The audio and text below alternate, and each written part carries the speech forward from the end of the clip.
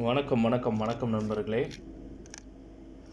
ஆசிரியர் பெருமக்களை அவல நிலையில் தள்ளி இருக்கிறது திமுக அரசு அப்படின்னு சொல்லி அண்ணாமலை அவர்கள் குற்றம் சாட்டி இருக்கிறாரு. அதை பற்றின ஒரு முழுமையான தகவல் இந்த வீடியோவில் பார்க்கலாம். கைது செய்யப்பட்ட ஆசிரியர் பெருமக்கள் அனைவரையும் விடுதலை செய்ய வேண்டும் என்று அண்ணாமலை வலியுறுத்தியிருக்கிறாரு.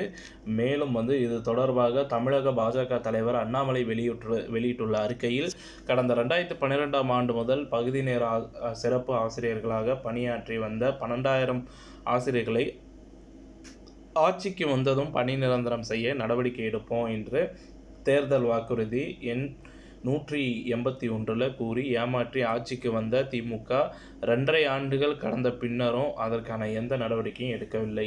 ஆசிரியர்கள் பல முறை கோரிக்கை வைத்தும் பொய்யான நம்பிக்கை கொடுத்தும் வந்த திமுக தற்போது அறவழியில் போராடிய ஆசிரியர்களை சமூக விரோதிகளை கைது செய்வது போல அத்துமீறி கைது செய்திருக்கிறது.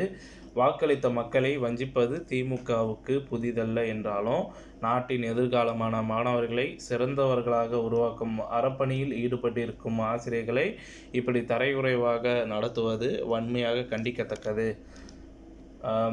வீண் விளம்பரத்துக்காக சிலை வைக்கிறோம், பூங்காக்கள் காட்டுகிறோம் என்று கடன் மேல் கடன் வாங்கி மக்களை கடன்காரர்களாக்கியிருக்கும் திமுக நியாயமான கோரிக்கைகளை முன்வைக்கும் ஆசிரியர் பெருமக்களை அவல நிலையில் தள்ளியிருக்கிறது. உடனடியாக கைது செய்யப்பட்ட ஆசிரியர் பெருமக்கள் அனைவரும் விடுதலை செய்ய வேண்டும் என்று ஆசிரியர்களின் நியாயமான கோரிக்கைகளை பரிசீலித்து நிறைவேற்ற முன்வர வேண்டும் என்று தமிழக பாஜக சார்பாக வலியுறுத்துகிறேன் என்று குறிப்பிட்டுள்ளார்.